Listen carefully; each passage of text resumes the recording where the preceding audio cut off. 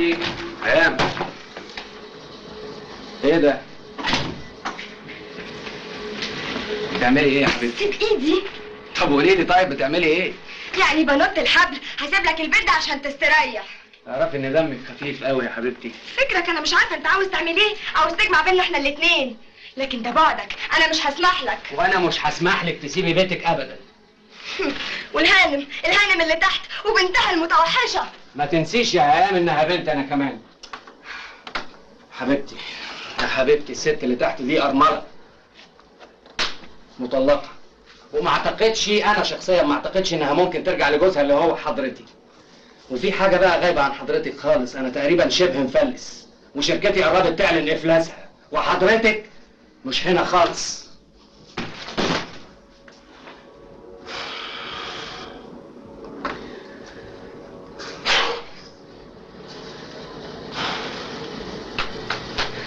معلش يا حبيبتي، دلوقتي تفرج واشوف لهم شقه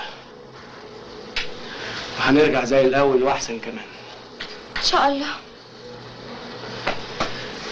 حبيبك سعيد تعبان تعبان قوي.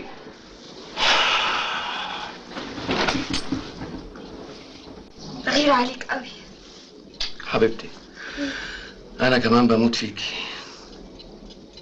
وتعرفي بقى عشان اصلح الخطأ الغير مقصود ده هعمل ايه؟ ايه؟ هعزمك في حته من اللي انت بتحبيهم. بجد؟ فين؟ مش هقولك. سعيد عبد الحق، هي دي المفاجأة اللي انت عاملها لي؟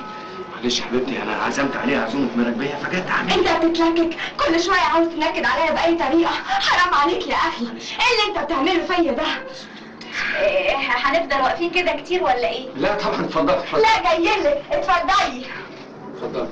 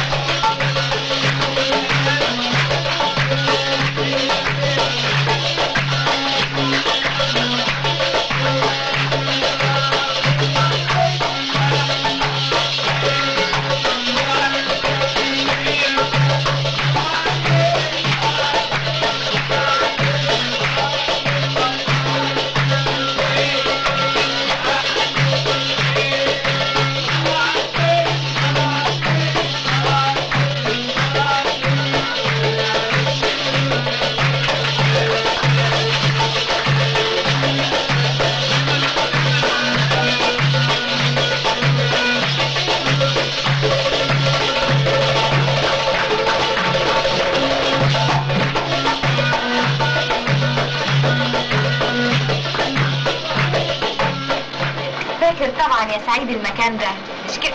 انتي سامعانا؟ الدنيا.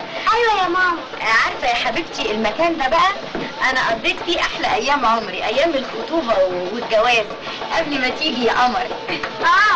عشان كده حضرتك جايبني هنا عشان افتكر ايام الحب اللي كان، مش كده؟ ايه ده، هي كانت لسه ما عرفتش؟ كملي السهره انت وانبسطي. وانا اقدر استغنى عنك؟ يلا يا دندور.